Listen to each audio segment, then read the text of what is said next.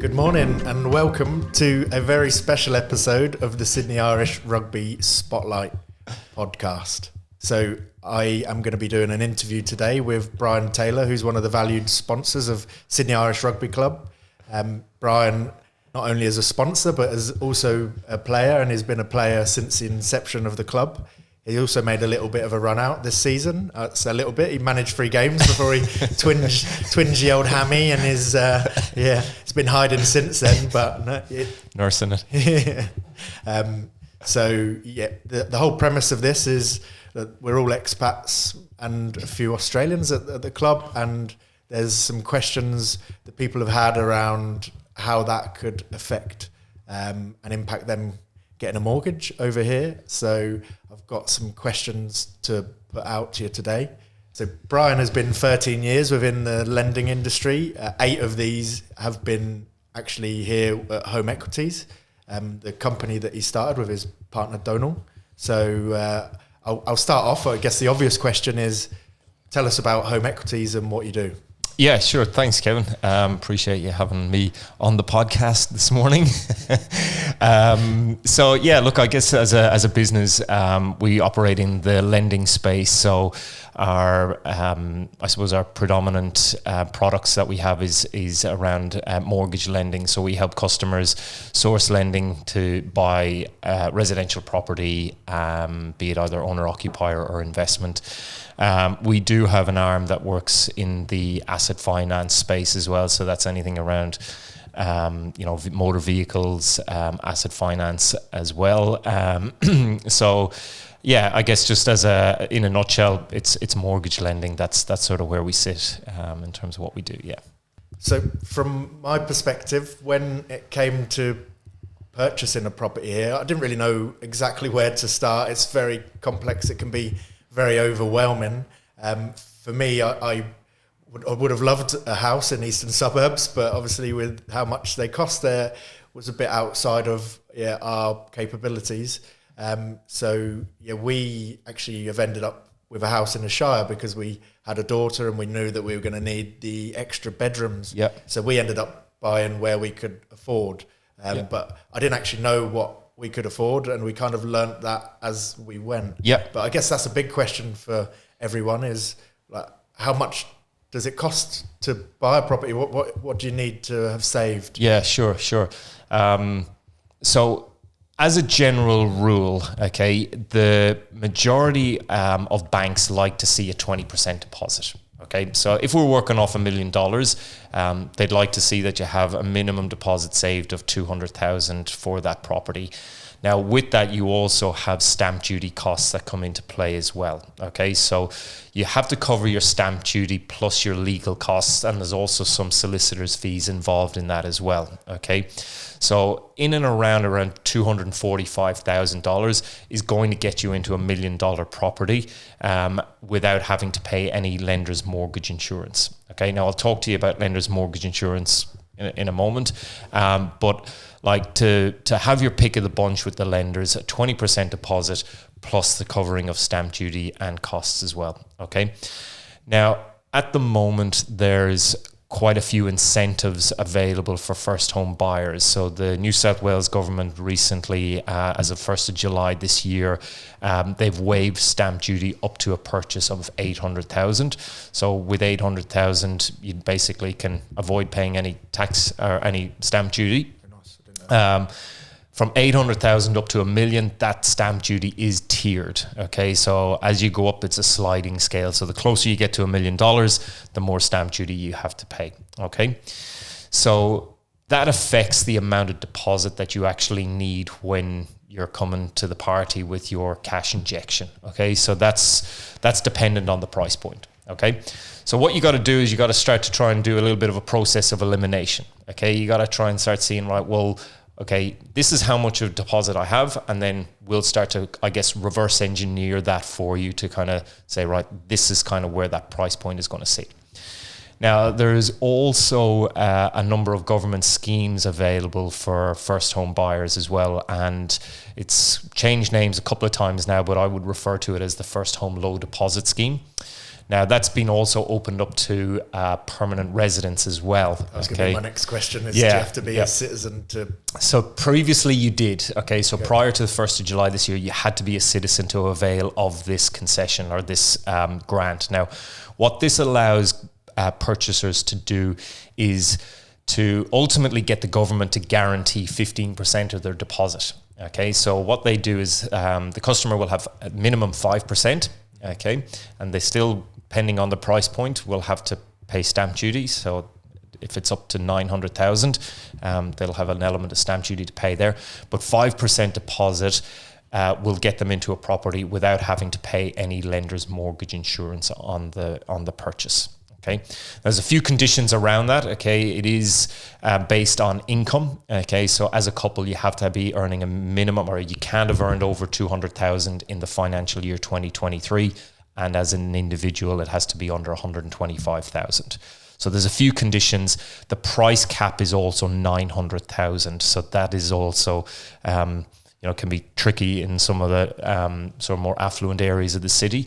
So anything over 900,000, you can't get into the actual scheme on that. So that's a good one to know, okay? Because as I said, with 5%, if you're someone who's looking in between the 800 and 900 price point, 5%, provided your income doesn't breach the 125 or 200k for a couple, and then whatever stamp duty is going to sit there for you at that price point as well. So that hopefully gives the audience something to consider and work off as a price point. That's a good point, because you hear the 20%, and I thought you had to have 20%, and then I didn't end up going with the 20% because you can't get much where you want to live, and unless you've got obviously serious savings. So we ended up paying under the 20%, but we managed then to get somewhere that was bigger and better in an area we didn't think we could afford, which has now worked out well for us. So, that links into LMI. We don't have to pay it in the UK. And I did feel like it was a bit of a con, to be honest, coming here, because we didn't have to pay it in the UK. But here, if it's under 20%, you have to pay LMI. Can you tell us more about the LMI? Yeah, sure. So essentially what mortgage insurance, or LMI as it's referred to, it's an insurance premium that is passed on to the customer that protects the bank. Okay, so essentially what it does is it insures the loan in the event that you as the borrower default on the mortgage. Okay, so the banks see it as they're taking a bigger risk because you don't have much of a deposit, so you have less skin in the game essentially.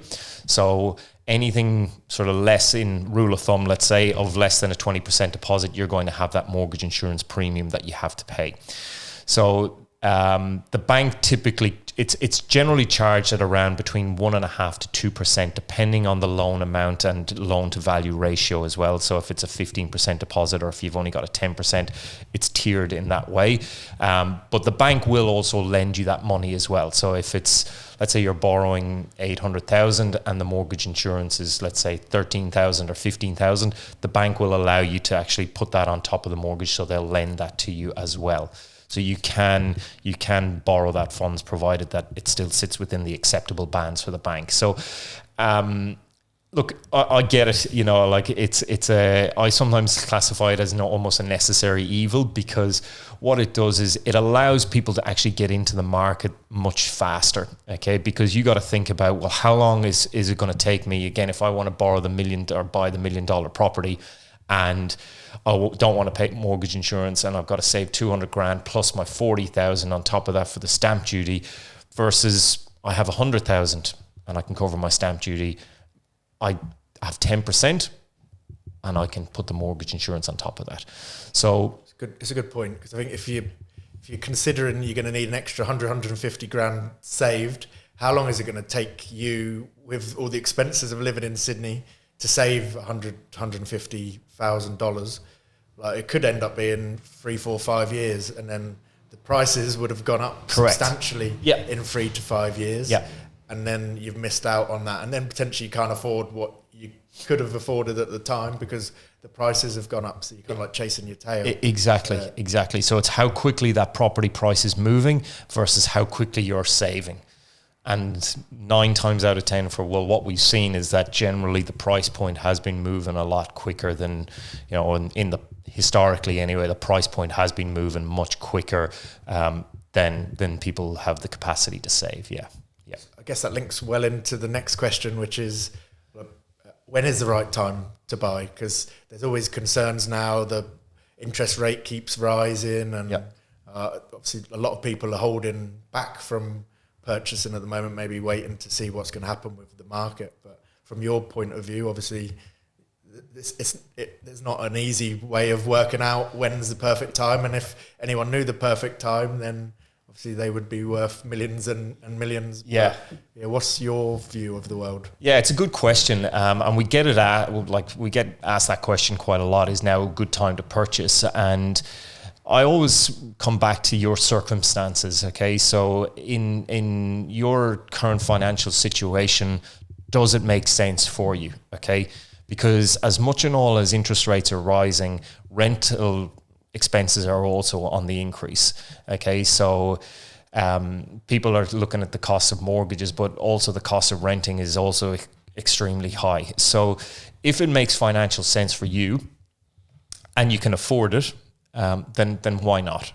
Okay, because interest rates are cyclical. Okay, so they'll move around and they'll do their thing. They'll go up, they'll go down, and what have you. And that's just the nature of the money market and the way the cyclical property market works. So I always say it to people is that if you could find the property that you can buy today, would you do it? And you can afford to do it. And if the answer to that is yes, then what would stop you from doing that? Because if you're buying an owner-occupier home, you're not really essentially buying it with a view that you're going to make money. Like 9 times out of 10, you're buying that from a lifestyle perspective. You want to live somewhere, you want to put down some roots if you've got a family, kids, or whatever your sort of emotional driving factors are. You're not going to be buying it with a view that you're going to be selling it within a year or two or what have you. You're really doing it to, set the roots down, get a bit of security behind you, and I guess maybe start paying off a mortgage with a view that you're not going to be paying someone else's mortgage for them, that you're actually getting into the market and you're not fearing the knock on the door of the landlord saying, I'm going to sell the property, you got to move out. So my short answer is, if it works for you, you can financially afford it and you can find the property that works for you, then I always say, really consider going for it. They do say that property is the only investment that you can live in. So it's true. And over time, it will always go up. It always tracks up over time. So even if it potentially there'll be a year or two drop like there has been just recently with COVID, and this year it looks like it's solidly on the increase in the first half of this year. Yeah. Look, absolutely. Like it's a pretty robust, and I know a lot of the people probably watching this, especially if they're from Ireland and what have you, they'll have possibly experienced the GFC than what it did in Ireland. But if you look at what that's done, and yes, it did take a dramatic dip there, but if you look at the property prices now, it's pumping. It's very expensive to buy in Ireland. So again, I just always come back to the cyclical nature of interest rates and property market. So think of it the long term. Don't be buying in for year one to sell in year two with a view that you're going to be making 500 grand, because you might hit the jackpot on it. I don't know, but it's historically speaking, it shows us, like the trend shows us, that property does increase in value for sure. So you mentioned interest rate. Obviously, there's been a new RBA governor that's coming in. What do you reckon? Again, I put your mystic Meg. Yeah. Look, it's hard to say, really. I guess we'll probably find out in a couple of weeks when they have a meeting and rates are going to be under review. So that'll kind of maybe give us a little bit more insight as to what's going to happen there. But, the reaction in the market was a little bit kind of unnerving. There's some of the majors all kind of increased fixed rates pretty quickly after that happened, which sort of sometimes tells us a little bit of their outlook on the forecast of the money market. Look, I don't think that she is going to have a dramatic effect on it. I think there'll be a little bit of status quo. I don't think she's going to be doing anything out of the ordinary as to what Philip Lowe would have been doing. At the end of the day, they're there to try and keep the inflation under control, and really until that actually happens, I think, until it starts to come down and see a little bit of stabilization, there's probably still going to be a few more interest rate rises to come. And then once we start to see a little bit of, call it, setting of interest rates and a bit of stability, I think it'll just sort of play its course, really. Do you know if he's going to put the boot in on the way out and a nice 2% to say goodbye? No, I don't. I don't think so. But I don't know. Talking about interest rates, so what's, like, obviously I questioned you around, should I be going for a fixed rate or should I be going for a variable rate? That's obviously another question. UK and Ireland, it's more leaning towards fixed, where Australia seems like more towards variable. Yeah. What are your thoughts on that? Yeah. Look, again, I always come back to personal circumstances as well on that, because with the fixed rate, so just to give the viewers a bit of a context around that, so a fixed rate is essentially where you get a set rate for a term, so you can fix it from 1 year, 2 year, all the way. Some of them do 10 years, but generally 1 to 5 is kind of the terms that most people kind of look at. So let's say, for example, you have a 3-year fixed rate of, let's say, 5% or whatever that is, then you ultimately have locked in your repayments for 3 years, and you know exactly what they're going to be over the course of those 3 years. Whereas with a variable rate, that can bounce around again, just depending on what the central bank does. So if rates go up on the variable, then people's mortgages go up. But if you're on a fixed rate, then you're essentially locked in. So regardless of which way the fluctuation goes on the rates, your repayments are going to stay the same. So good on you if the rates go up, but some people kind of be reeling if the rates go down and they're stuck paying the higher interest rate on that. So that can sometimes work against you.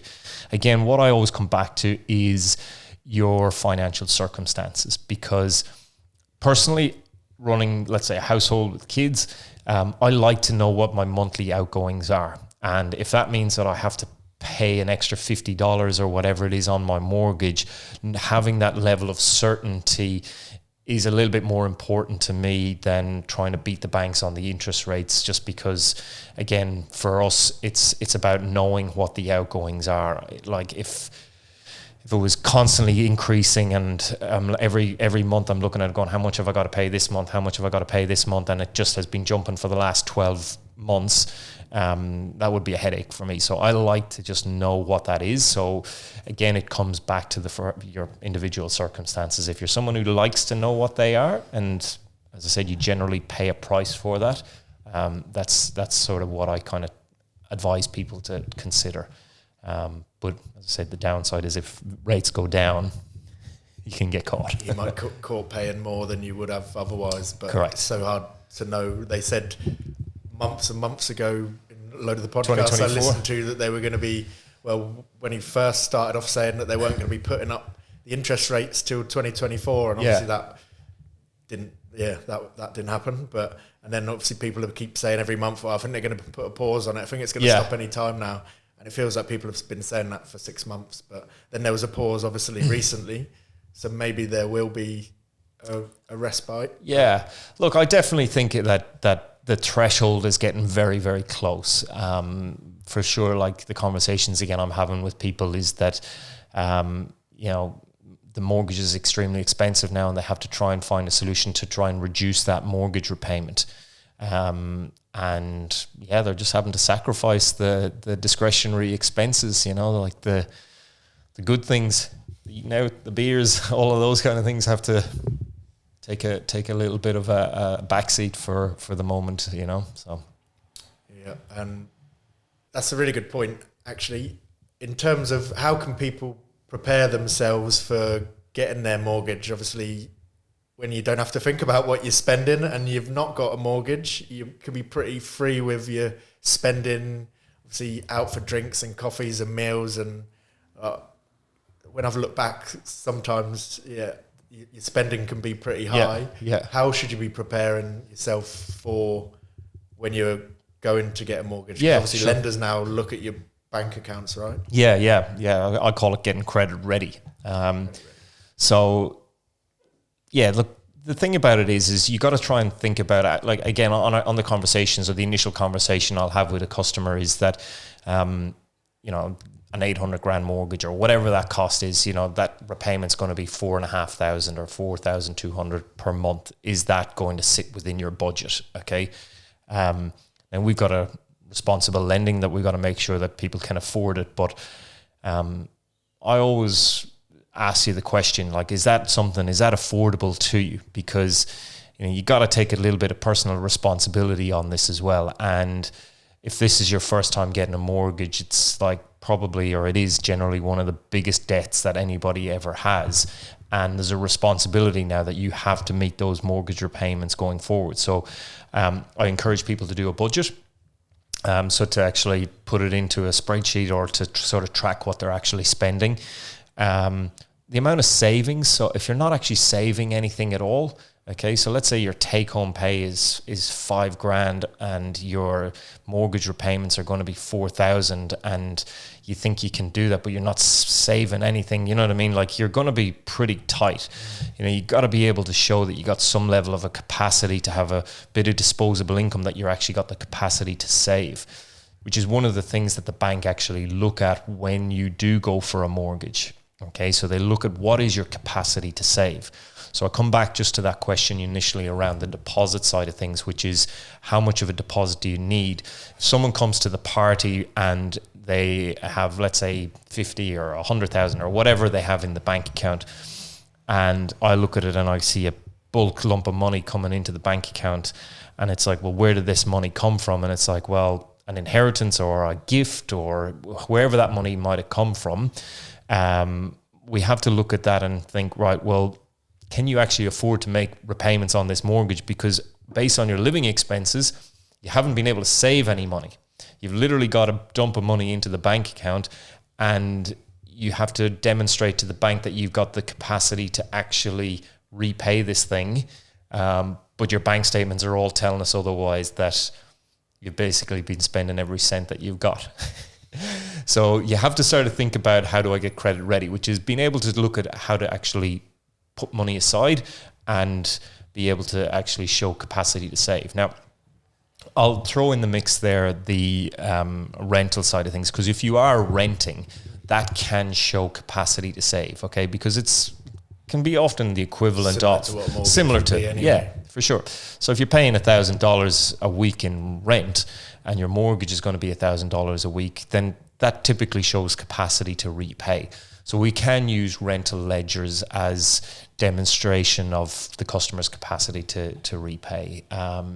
So that can be part of the credit application to support a loan if you haven't been quite fully able to demonstrate that you have been able to save the full amount of money, if that makes sense. Yeah, of course. And talk about capacities. So what would be the borrowing capacity of someone, I don't know, that's earning, say, 100,000? Yeah. Nice and round. Yeah, sure. That's a good question as well. We get that quite a lot, is like, what's my borrowing capacity? And the simple answer to that is there's no simple answer, should I say, because every person's scenario is different. So things that will affect your borrowing capacity is like if you're married, you've got a dual income.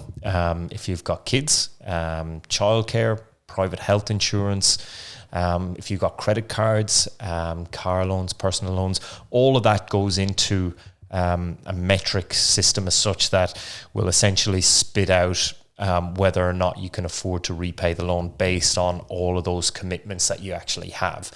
So it's difficult to give you a round figure. However, if you were to strip it all back, and if someone comes in and they say, well, in your example, I earn $100,000, I'm a single person, I have no dependents, I don't have any credit cards, I'm as clean as a whistle in terms of any other credit facilities there, you're typically looking at around 5 times the income. So typically was usually around the 6 times, but now you're sort of sitting at around 5 times your income, just on a complete flat credit sheet, so nothing else. So, but again, they're the kind of things. So if you're looking to, I guess, maximize borrowing capacities, things that people should be looking at are credit cards, because even if you have a 10 grand credit card limit but you owe nothing on it, the bank will assess it that you owe 10 grand on it. And people think that's a bit strange. And I say, well, tomorrow you could draw 10 grand out of that credit card. And they go, yeah, well, that's what they have to consider, that at the end of the day, you could draw out 10 grand on that. So the bank assess that on the limit. So having credit cards is going to affect your borrowing capacity. Things like afterpays and zip monies and all of these kind of little things that kind of people have as well, they are looked at unfavorably by the bank as well. So you got to keep that in mind as well. So if you're someone who's fond of the zip monies and buying on Afterpay, they're things that can actually affect it. Like myself.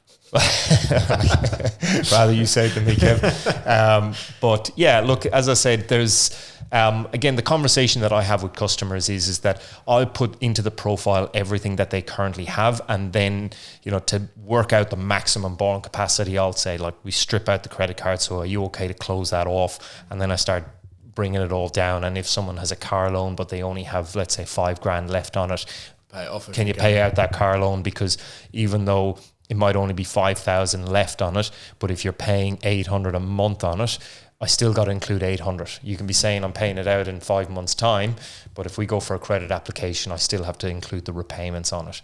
So that can significantly increase the borrowing capacity if you've got the ability to do all of that. Okay, that's all really good to know, good information.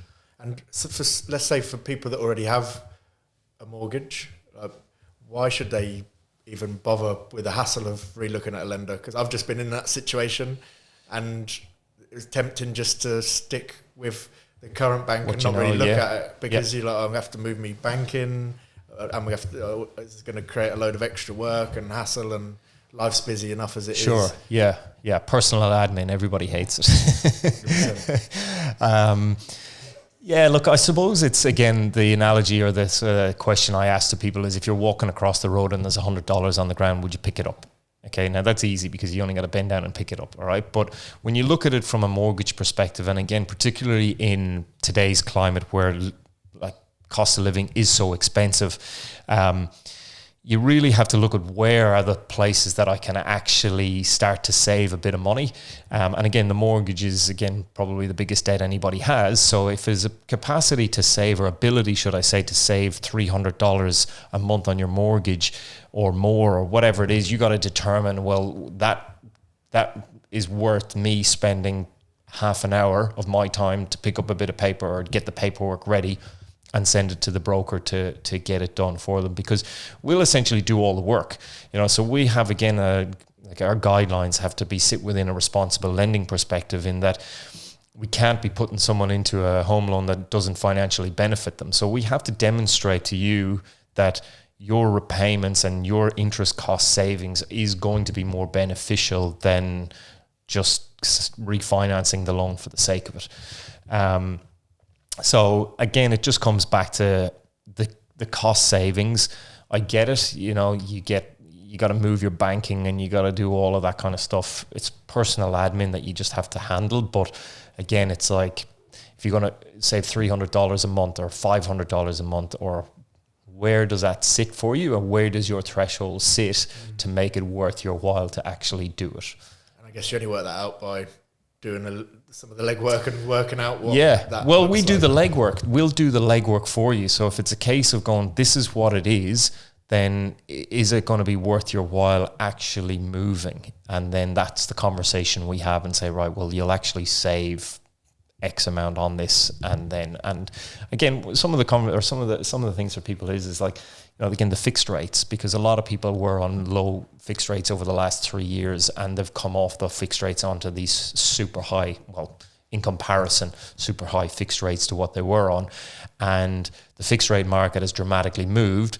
But again, they like the idea of having set repayments during the month. So they'll possibly look at shopping around for a better fixed rate, because maybe their bank doesn't offer them a competitive rate.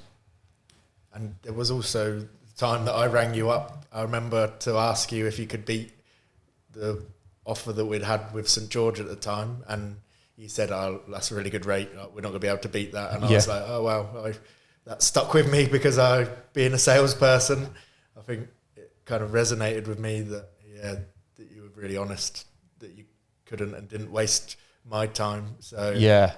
Well, look, as I said, we've got to give you the best deal. Like, part of our job, our guidelines and compliance wise, we have to give our customers the best that is suitable for them. So when we had that conversation, it was like, at the end of the day, I want you to get the best outcome, and whether it's through me or whether it's direct or whatever that was, then I've got to give you the honest opinion, and I guess that's part of what it is that we do. So you gotta give you the true and right answer. So I guess in terms of wrapping it up, because it's probably put a few people to sleep, my voice at least, you can tell I haven't done this before. I've done a lot of talking. But, were there any kind of final gold nuggets, tips that you would leave with people? Like, what would you kind of leave in message? Yeah, sure. Look, I think particularly coming from the expat side of things myself as well, one of the burning questions I always had was around visa issues. I was never quite sure how that sort of sat, whether my visa qualified, did I need to be a permanent resident, citizen, where did that sort of sit within the lending space? And the short answer to that is that if you're on, the bank look at your work rights essentially. So if you're not on a level of certainty of your employment, the bank won't really lend you the money. So if you're on a 457 visa, which is typically the sponsored visa that I think that's what it's still called now, it might be changed, but if you're on a sponsored visa from an employer, you have options out there. So that would be typically what a lot of maybe expats who might be here for maybe not the rest of their life as such, but they might be here for quite a long period and thinking about buying something. So there's options for people in that space on the 457 visa. Permanent residents typically get all of the benefits now that a citizen would get. So permanent residence is generally pretty okay. We don't have any issues with that. But visas is probably something that if people wanted to maybe have a chat about, I can guide them on that, because there is some different aspects of things like stamp duty. I think is generally a little bit more because you're essentially not a citizen or a resident. So there's a foreign investment component to that.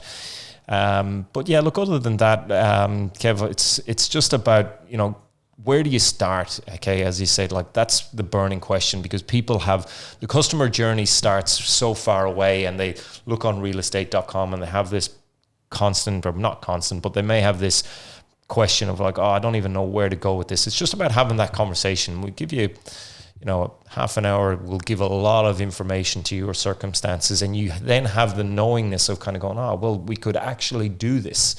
Okay, we just got to get the paperwork together. Yeah. So it's just about kicking it off. Have the conversation, start it off, and then there's no harm.